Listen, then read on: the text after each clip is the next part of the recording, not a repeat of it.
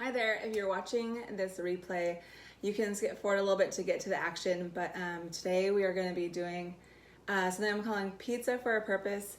I'm going to be showing you how I shape and bake our favorite pizza, and just asking that if you like the video or if you just feel led that you make a donation to Compassion Planet, and I'll talk a little more about them, but it's a great organization and they have a virtual gala tonight, so hopefully you guys can tune in if you're available because it's gonna be awesome. So I'm Jenny and welcome to our kitchen. The kids are out right now, so it's nice and quiet. And if you saw the other videos I posted, I shared about how to refresh the starter to make your dough and also the process of how I make this particular dough, and this is our current favorite. And so if you saw that video, you'll see that this dough is doubled. I made it last night, let it sit out at room temperature for a few hours, probably about 3 hours, and then put it in the fridge overnight, and I have had it on the counter to warm up, ferment some more, and come to room temperature for about 2 hours this morning. And so with that, I think we're gonna get going. Let me make sure that I'm not forgetting anything else. If you have any questions, I'll try to answer those, or I see them popping up at the end. And yeah, so if you want to see the refresh video, those are there on my page to see how to refresh your starter for this recipe, as well as how to mix the dough.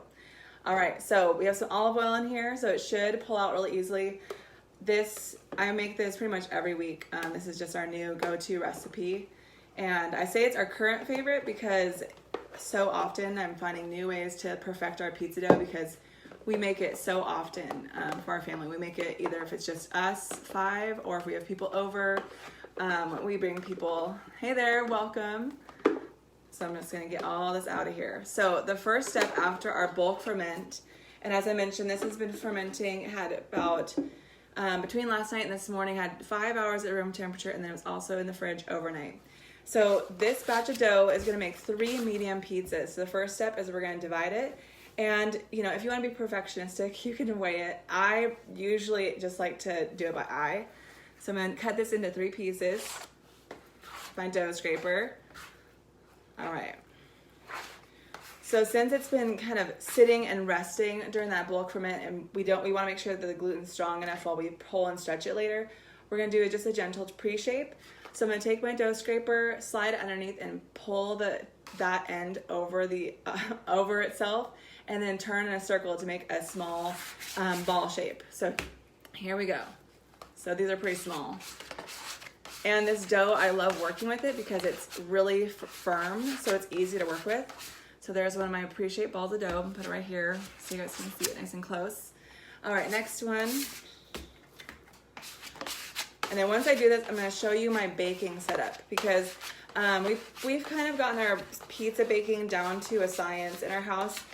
We actually like to use an outdoor pizza oven because it gets really hot. Like when we make pizza in our outdoor pizza oven, it's like a portable one. It's not like a built-in one, but this portable guy we got on Amazon was just under $200. There's just several models. I need to find a new one because I believe that company has discontinued theirs, but it gets up to 700 degrees inside. So it cooks our pizza really fast, but today I'll be showing you the oven method.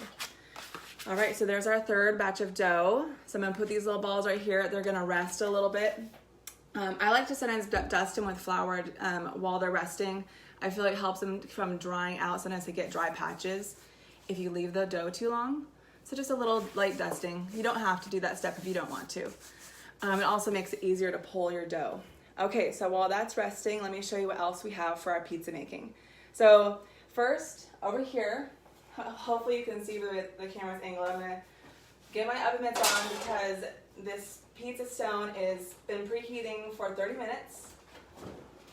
Wow. Oh. So this is what I'm using. It's a seasoned pizza stone. You can use it for other baking projects. And then I also have these tools as well. So my oven is at the max it can go. It's preheated to 550 degrees. Most ovens can go that high. If your oven goes to 500, it's gonna be a little bit harder to get that perfect pizza texture. Even at 550, sometimes it's hard to get the crust just right. So it's really important to have that surface heat. Other tools I have are a pizza peel. Don't worry if you don't have that, you don't need it. because if you have a flat baking sheet like this guy, you can use this as your peel. And I actually have 3 of these because I need a place for the pizza to rest after it's baked and a surface for it to cut it on. So I'm gonna put these aside. And if you don't have a baking stone, I recommend using a thick pan that has like insulation that's gonna hold in the heat.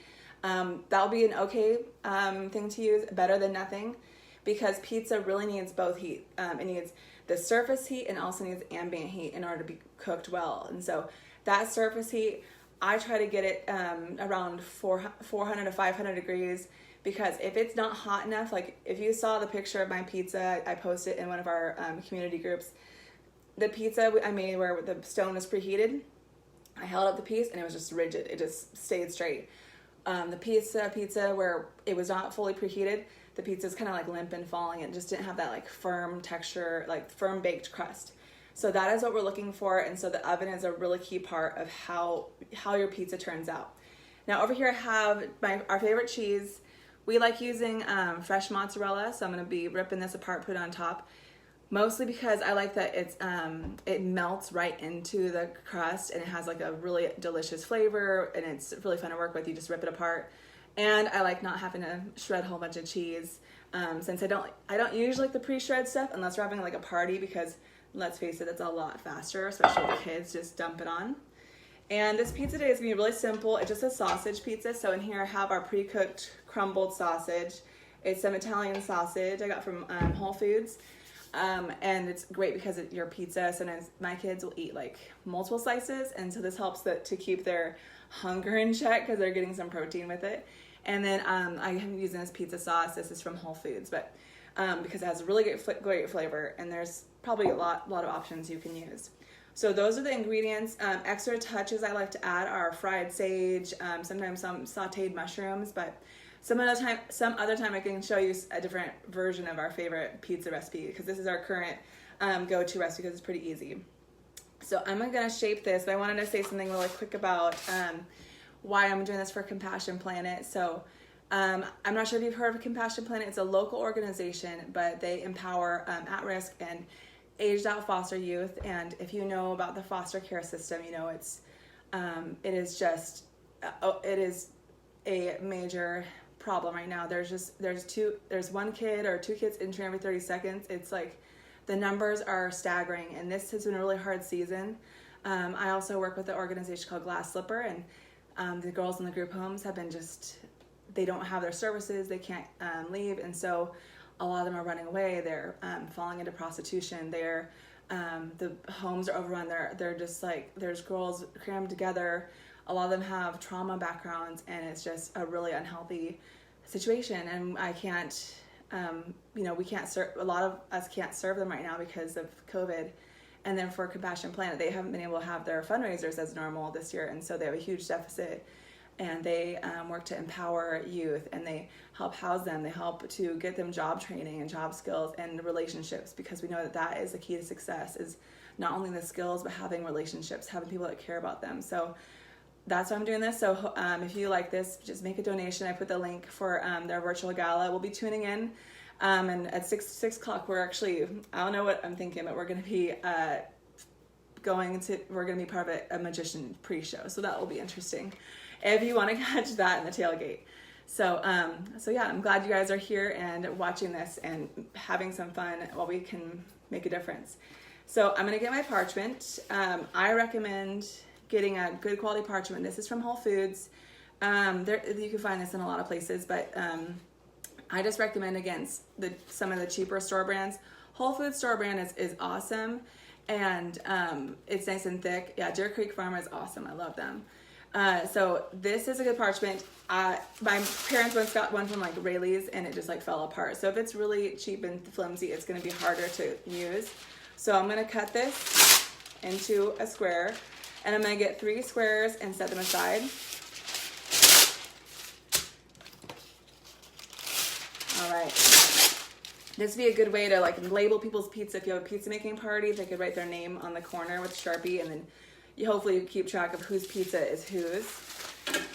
Okay, now the fun part. Let's see. Hopefully my dough has rested enough that it's going to be nice and pliable for shaping.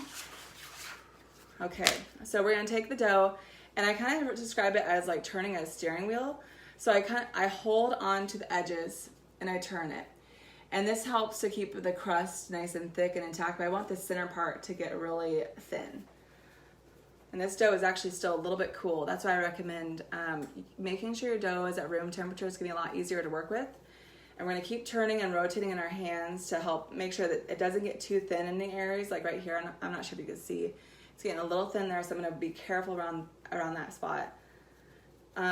If you're a really good pizza shaper, really good with your hands, you can also like do this. There's a method where you can pull up your hand and kind of stretch it. I love my pizza, but as far as the shaping it, I'm not like one. I can't like throw it in the air or do anything special for you. Okay, so this guy's almost the size I want it. Again, this is gonna be for 3 medium pizzas. You can make the pizzas bigger or smaller depending on who you're serving. If you make them too big, you just have to make sure that whatever you're baking on is big enough that like your pizza is not going to be falling off the edge, because no one wants burnt pizza. I've been there. Okay, so this is almost the size I want it. It's getting nice and thin. I wish you could see the light through this, but it's getting nice and thin in the middle, and there's a bunch of places where it's kind of having that window pane effect where you can see through it. And for the recipe, those of you who did not see that video I posted, I did a mixing video where I showed you the whole process of mixing this dough, and I'll also post the formula later since that's sometimes easier just to see it in a written form. I think actually the formula is on that post of the video. Okay, so I think that's as good as I want it. That's about as stretched as I want to get it. I feel like I could stretch it a little bit more here, but I'm going to call this good. It's in a circular shape, so I'm going to lay it on my parchment. And then the parchment's nice because you can kind of use it to move your dough around a little bit. It's a little more forgiving. So here's the first crust. I'm gonna put that to the side. And let's see if we can do another one here. Yeah, because this dough is still a little bit cold from the fridge, the flour is giving me a lot more play with it. But I love this dough when it's just been sitting out in the kitchen all day, and it just has such a beautiful texture. So I really recommend. Oh, good question, Fran. I'm not sure if they ship their stuff, but they have like seriously, it's like Magnolia, but for like such a good cause. It's like the cutest stuff at their store. Yeah, they have, and they might be carrying something special later, so I'll let you know if they do. But we're gonna be going back to get their Christmas stuff. The kids want to get. We're really into gnomes. They love those. Like they are really into gnomes, and so we're gonna try to find some Christmas gnomes for our house. We have a fall gnome over there that the kids love. His name is, gosh, we tell stories about a gnome all the time. We finally found it. I can't remember what they call him. So anyway, it's an awesome organization. Okay, so this guy is coming around. See, I'm still going around the side, making sure, because if I pull on one part too long, that's when it starts to get a little too thin and starts to develop holes. And the nice thing is that as you're stretching on the top end with your hands, the dough is stretching itself because it has that weight, and so it's starting to pull down. All right, and I'm just trying to make sure I don't get any holes. If you do get a hole, which does happen sometimes, like your dough just, might have a little tear in it, I just take a little pinch from the crust, stretch it out, and patch it, because no one sees it. It's under the topping, so. That's why I love pizza. It's very forgiving, and it disappears fast. So if it doesn't look perfect, it's like, it's here and gone so fast. So there's number 2. Put that right there, right, you guys? Hope it's not too loud when I'm crinkling it. So I'm trying to be mindful of that mic. Okay, the last one. I mentioned in the dough mixing video that this, the flour I use for this is 450 grams of bread flour, 50 grams of whole wheat. And you can use all-purpose. I've used all-purpose, but I did put a range for the water. I recommend using 320 to 330 grams of water, which you're gonna divide that because you're gonna hold back 10 grams for the salt addition. But if you're using all-purpose, you just want to use on the lower end of that range because it's gonna be the shaker. I know it's very handy. But yeah, you want, for all purpose, has less protein, and so it can't handle as much water as a bread flour. But yeah, the bread flour does a beautiful job with the pizza. But again, all-purpose works great too. It's as far as bread flour versus all-purpose, you just have to know like where you're using it, how you're using it to know whether it will work or not. Which I know comes with time and baking yourself, a lot of practice in the kitchen. Sometimes following a guide like a sourdough instructor or baking instructor like me or someone else might come from reading a book, or it can come from just experimentation of like, oh, that all-purpose flour had a whole different texture when I used it, or maybe it didn't work. All right, this is the biggest crust I have. This one got a lot bigger than the others, so it has a lot more weight, so I'm trying to be really careful as I shape it so it doesn't completely tear. But yeah, a lot of strength here. It's really stretching. I hopefully you can see, like I see these beautiful window panes because the light is behind you guys. Okay, I think I'm gonna shake it out a little bit and then lay it on my parchment because it is a pretty big crust. Okay, so this is our biggest one. I'd say this is almost like a large size pizza. I guess depends on where you're ordering from, right? What was the question? Good question. So when you're refreshing your starter, I showed the video of like the refreshing for this in particular. For the formula of like just a tablespoon of this old sourdough and 60 grams of water and 6 grams of flour, it should be ready in 6 to 10 hours. And that range is based on, sometimes sourdough starters ferment differently, but usually it's mostly dependent on the air temperature as well as the water temperature. So right now it's getting really cool overnight, so I have to make sure I give it enough time to ferment. But usually mine is ready in about 8 hours, and then the dough itself, once that's mixed, it ferments for I'd say 5 to 7 hours. I like to kind of push it a little bit further. You want to look for it to double, and that's 5 to 7 hours at room temperature. You can also use the fridge for 24 to even up to 48 hours, which is great for if you're prepping ahead. Just make sure it comes to room temperature before you shape it. It'll make your crust much easier to shape. Well, let's top this guy, and let's see if I can get this dough off my hands. So I top, because our pizza stone is nice and hot, again, it's at 550, I'm gonna top it without baking it. If you're doing a special kind of pizza, like before, when I used to make pizzas, I used to pre-bake the crust, but now because it's nice and thin, our oven is super hot, I'm not gonna pre-bake the crust. So I'm gonna take my pizza sauce, I'm just gonna take a little bit, that's about a tablespoon amount, and I'm gonna spread it with the back of my spoon. And what's fun is if you're making this for a group or a party or a family get together, is that you can shape all the pizzas, kind of have like a lineup of the pizzas, and then have a topping station, and you can just top them all and just kind of put them into the oven one at a time. But it's really fun to kind of do it in stages so that people can get involved with topping their own pizza. I know my kids, like, they love anything they can be involved with in the kitchen with their food, like they love to help out. So I just put a thin layer on. You can do a little bit more. It's important to be mindful when you are topping pizza that the more stuff you add on, the more weight you give it, it will have a harder time baking. So you just have to like watch it in the oven a little more. There's someone at my door, but I don't know who it is. Like, should I answer it? I have no idea who's here. Okay, so I'm gonna shred up this cheese. Oh, that's our neighbor. Hold on. Hold on, guys. I'll be back in 1 minute. Hi there. Sorry to disturb you guys. No, it's all right. We were flying this little airplane and it landed in your tree. Oh, I was okay. just wondering if there's any chance we could like either come back and try to grab it or. Yeah, of course. I'm doing a little video right now, but no, it's all right. It's all right. It's okay. I can actually reach it from if it's okay with you if I climb over the fence and just reach and grab it. Yes, that's fine. Is that okay? Yeah, that's fine. Okay. Good enough. Thanks, guys. Bye. All right. Wow. Sorry. So that was someone coming, our neighbor coming to our door. Apparently, an airplane landed in our tree, so they're gonna go grab that. But thanks for letting me be a good neighbor and go talk to our friend. Okay, so I'm just ripping this cheese apart. Now, for this kind of cheese, it's fresh mozzarella. Something for you to know is that you really have to make sure that you use it just in one sitting. If you try to use half of the container, you're gonna be pretty sad because it will, once you have exposed it to the air and once you've like dipped your hands into it, this cheese is not gonna last long for you.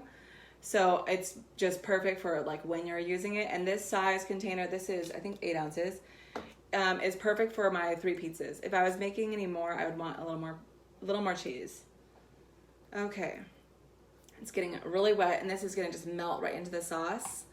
And yeah, I hope they get it out the plane too. I think they will. He said it was pretty easy to grab. All right, and then I'm gonna shake on my sausage. And this smells so good. So it's cooled down now, but it's nice and cooked. All right, now is the fun part. It is time to put this guy into the oven. Again, I'm using a pizza peel, but you can use a flat baking sheet. All right. And let's set a timer for, I'm gonna set the timer for 8 minutes. It might take closer to 10, especially in the oven. When I use my outdoor pizza oven, it usually takes 6 to 7 minutes. It's much faster because again, it's 700 degrees with a 500 degree stone. And my home oven is 550 is the ambient temperature, and the stone, I'm gonna do a heat check with a special tool. Let's see how hot that stone is. All right, the stone is 564 degrees. This is a great tool. This is a digital infrared thermometer where you can kind of gauge the temperature of your stone or baking surface. It doesn't work for meat because you can't get into the center of the meat, but it's great for bread baking because there's so many things where you have to kind of get the temperature for your surface. Okay, so while that's baking, I think it should be done in about the 8 to 10 minute range. So we'll check it, and what I'm looking for is I want all that cheese to be melted, and I want the crust to have, you know, nice golden brown color and have maybe some darker spots as well is really nice. And sometimes the cheese will kind of get a caramelized look as well if it's perfect. Now, any questions before I go on? Okay, yeah, I think they're back there, so hopefully they get that airplane out. That's the fun thing about live is like you never know what can happen. Especially for me. Like, I thought I got rid of all the distractions, but we didn't. But hey, it's cool because it's life. Okay, I'm gonna top this little guy with our sauce. Now, I have several variations of how we make pizzas. This has been our favorite lately. And to use that for measuring the outside bread temperature. Like outside of the bread, that digital thermometer, no, I haven't used it like on the bread itself. I've used it for frying, for like frying donuts to check the oil temperature, but usually we're just using it in our pizza making, because like I tell you what, it's my favorite bread. I know pizza doesn't feel like a bread totally, but it is my favorite bread because it's so fun to make. Our family loves it, and yeah, it is. I mean, you can't beat pizza. It's so good. And there's so many ways to customize it, no matter like who I'm with or whether I'm with kids or having adults over. So let me get this guy shredded up. So maybe another time I'll show you a different way we make our pizza, but we also like to saute veggies together. You might have done like onions and bell peppers and mushrooms like raw on the pizza, but a little secret we have, I mean, I don't know how secret it really is, but we really like to take some olive oil or take some butter, just something that we cook with, and we put in a skillet, and then we add our sliced up peppers and onions and mushrooms, and then cook it that way. And we add like herbs to it, maybe a little bit of pepper, and it has like the most incredible flavor. And then once it's all cooked down and fragrant, we use that to top on the pizza, and it just boosts the flavor of those vegetables, which is really great. If you're a vegetarian or know someone who's a vegetarian, it's a really fun way to make pizza where it's not just like raw veggies on cheese. So I really recommend that. It's a lot of fun to make. Okay, here's another pizza, and if I'm making like a lineup of pizzas, making it for a group, I just kind of put it in a lineup and we just get it ready to all go one after the other.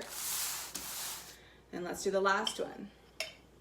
So who's ready? Does anyone have their starter ready to make some pizza? I mean, some of you who have been baking with sourdough a long time probably, refresh your starter like every day, and basically every day it's ready to bake with, which is really awesome. because you never know when you're gonna feel like, you know what, I want to have pizza tonight. So Beyond the Meat, let's see. Oh, that's awesome. So if anyone is a vegetarian or vegan, Beyond Meat hot Italian sausage. I have not tried it. Yeah, I love we have a farmer's market, and one of my favorite farms to get our sausage from. This unfortunately is not from them, because our local farm, sometimes they have it, sometimes they don't, because it's a small family farm. Is Coffee Pot Ranch, and they have just the best Italian sausage, regular sausage. It is so fun. Yeah, the lining up of the pizza. It feels like when I make pizza for people, feels like a pizza restaurant here, because it's all in stages. We stage it all, and it's all lined up, ready to go. And my husband usually runs, if we do the outdoor oven, he runs that outside. So he's taking them out, put them on, has the timing down to a science. He even helped me with one of the recipes in my new book, Celebrate with Bread Baking, which is, I did it with a direct dough, but you can do it with a sourdough like this one. But we did grilled pizzas for one of the summer recipes. And they turn out so good, but he is so good with the grill, knowing the timing. So I think we have the directions down really clear. So for people who try that recipe, it's going to be really straightforward for how to make it. And then what was that question? Oh, that's cool. Roseville, Costco. So yeah, some people, if you're a vegetarian or vegan, there's so many options for making pizza now. And you don't have to add cheese. There's people who do it without cheese, and it's really good.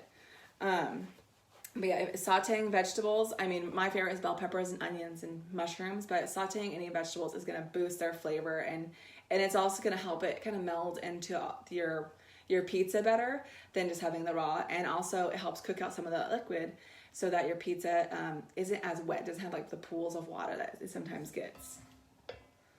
And let's top this last guy. Can you tell we make pizza a lot? It's so fun. Not only do our kids love it when it's just us, but when we have friends and family over, it just feels like such a special occasion. Even though, it's just pizza, but because it's homemade, you can't beat sourdough. Sourdough pizza is going to be is going to be better than, if you haven't had it before, it is the best pizza you've ever had. There's no comparison to it. So this guy has 2 minutes left to go, so I'm hoping I can pull it out and show you. I'll line this guy up over here and move this.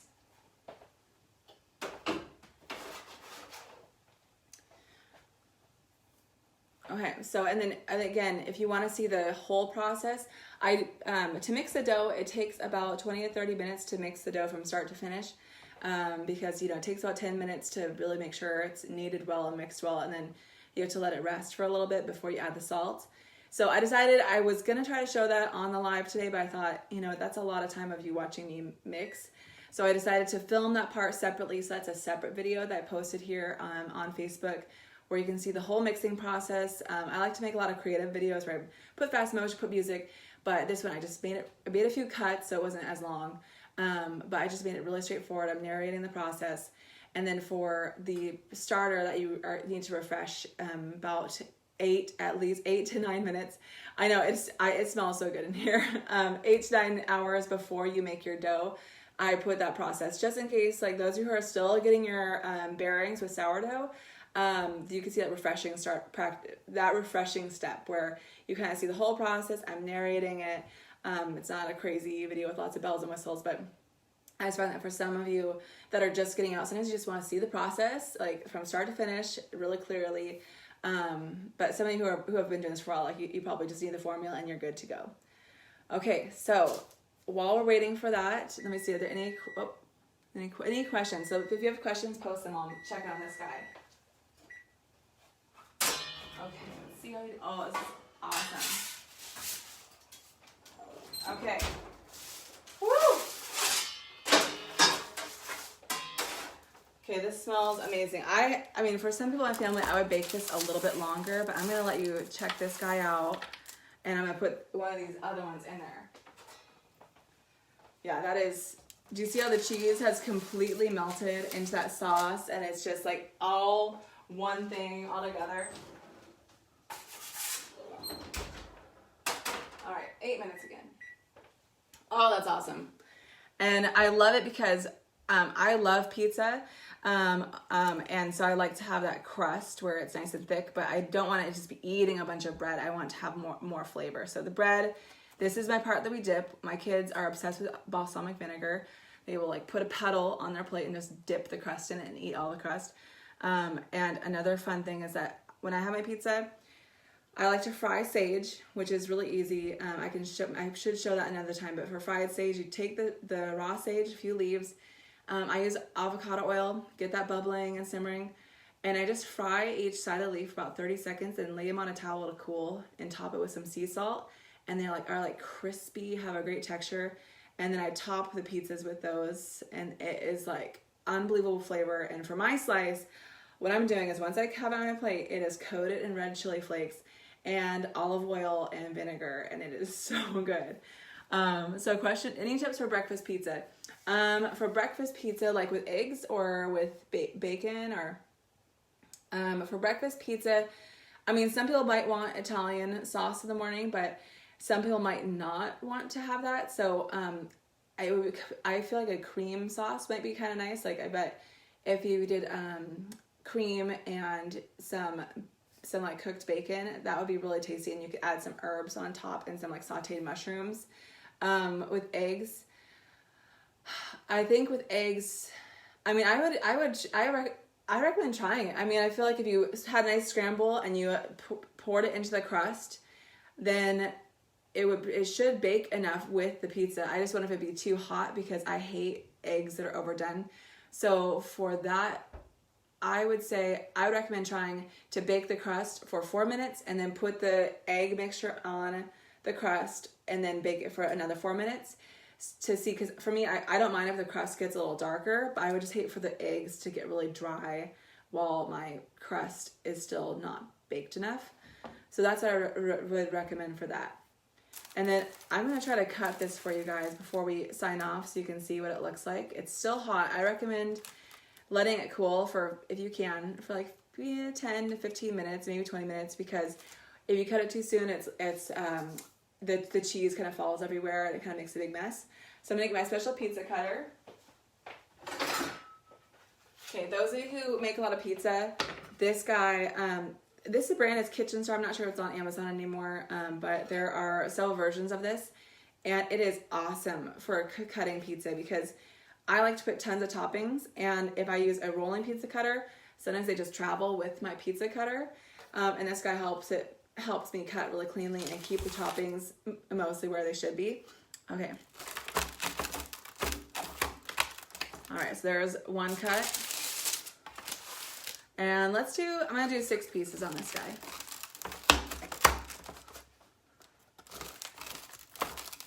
Okay. Yeah, super steamy. Let's see how our bake was. Oh yeah. See how that is, it's not falling down. Let's see if the camera can focus on it. But yeah, nice rigid crust. It's not drooping down, even though, like, do you see how much weight is on there, and it's still holding up? So again, that hot pizza stone is absolutely the key. Yes, Fran, doesn't that look so good? Like, if I didn't want to not burn my mouth, like, I would totally take a bite right now. But I'm kind of infamous in our household for burning myself because I cook so much. So that is the process of making your pizza. You know, I give tips for how to store it, but like, honestly, once you make this, it's probably going to disappear pretty fast, but it does make awesome leftovers. This batch, yeah, the bottom, like, it looks so good. This batch makes enough for my family. My husband and I and the kids, our kids eat as much as adults. Like, they eat tons of pizza. Yeah, I'll show you again. My kids eat tons of pizza, so they eat almost like what an adult eats. So when I make this batch, it's enough for a dinner and like some leftover for like a little bit of a lunch. If you pair it with a salad, it will stretch a little further. I love it with a nice salad with like just olive oil and spring greens, olive oil and balsamic and salt, pepper. Makes a really awesome side salad to go with it. Some people even put the salad on top of their pizza, which is really fun. But that is it for how we make the pizza. Thank you so much for watching. If there's any questions, put on here. What you do for a calzone. So for the calzone, I would actually use the same exact dough. For one of my classes, I taught a few weeks ago, and I'm teaching one more class for those who are local in December. It's called Baguettes and More. So I'd show you not only this pizza, but baguettes, fougasse, and calzones. So same dough, but for calzones, what you're gonna do is, for that same amount of dough I used, where it made 3 medium pizzas, that would make 6 pretty big calzones. Like the calzones I make are about that big. And they're Neapolitan style, which is the kind where it's really thin, like this artisan crust. It's not like the sugary crust that you sometimes have that's what kind of feels like more cakey. And you kind of top it with a little pizza sauce. So it has like this like burnt pizza, like red, like not burnt, but like baked pizza sauce on the crust. And for making that, rather than doing like the stretching by hand, I usually roll that out by hand so it's nice and even, each piece, and do a little bit of hand stretching. And then you fill half of it and fold over the top and roll sides. That one bakes for about double the time. So that one takes, I have it written down, but it's not right in front of me. I think it takes about 14 to 18 minutes, depending on how full you put in it, how full you make it. But for calzones, I love putting not a lot of sauce inside. Just you're gonna want to put ricotta inside, some mozzarella, and some meat, and I put the sauce on the top. So that's kind of the difference I do there. So because you don't want it to be too gooey. So yeah, but like we are pizza obsessed here. So I hope you enjoyed watching. I'm so excited to see you guys bake. So hopefully, because we kind of did these steps ahead of time, if you have a starter ready this morning, or you might be midday where you are, but if your starter is ready, you can mix up this dough. And for those who are in California, you can have it ready to make for a late dinner. So it is our favorite pizza dough. And let me show you another. Oh boy, that one got a little thin. All right, so let me show you another picture of this beautiful crust and how airy it is. Do you guys see the pocket? It's hard to see, but you see the pockets there. And again, like that is what we want in our pizza. Is we don't want it to be falling over and like falling apart. But yeah, thank you so much for watching, and thank you for those of you who have donated to Compassion Planet. It is such an awesome cause. They're empowering youth and just helping youth who are at risk and age out foster care to have just a completely different future. And like that is such a big gift. And you know, if this can be a small way that we all help, then that is what we want to be doing. So make sure to follow that link to make a donation if you've enjoyed this. And if you are able to, tune in for the virtual gala tonight at 6 o'clock tailgate, which I'll be being in the magic show, which could be interesting. It's all virtual. And then at 6:30 is the actual program. And then what was the question? Thank you so much, Fran, for joining us. So Mariah, let's see, the times for ferment and proof, the great question. So for this one, ideally, I like to have it ferment at room temperature for 5 to 7 hours. 5 is really the time for a summer. Oh yeah, that's looking awesome. But up to 7 hours at room temperature to make sure it doubles correctly. Here's pizza number 2. That is, and I actually might bake these a little more to get the crust a little bit darker because I like the crust to be a little more golden brown. But yeah, so the bulk ferment is going to be 5 to 7 hours. I like to push it a little further. If you push it to 8 hours, you'll probably be fine because it is such a thick dough. Something about dough is that the more watery it is, the more hydrated it is, the faster it ferments. So because this is a more dense dough, it's not as hydrated. It doesn't ferment quite as quickly. So it has a lot more play for if you like leave it for too long. But you want to look for it to double because that's when it's going to be nice and soft and pliable. And again, if you use the fridge, I would leave it in the fridge for 24 hours at a minimum, up to 48 hours. And then just make sure you get it to room temperature before you shape it because it's going to be a lot easier that way. So yeah, I can't wait for you guys to make it. Maybe we'll do this again sometime, like a little virtual class, like quick thing on Saturday morning. But yeah, so remember you can watch those other videos of the refreshing and the mixing of the dough. And I hope you have a great fall day. And I will talk to you guys all soon. So thank you. And and I'll also share a link for our community group where I have like I'll take all these videos and kind of put them in a row so you're not like how to search through Facebook all crazy, which is frustrating. So I have hopefully you can make some pizza soon because it is awesome. And now I'm gonna jump over the pizza to turn off the camera, so that will be interesting. Okay.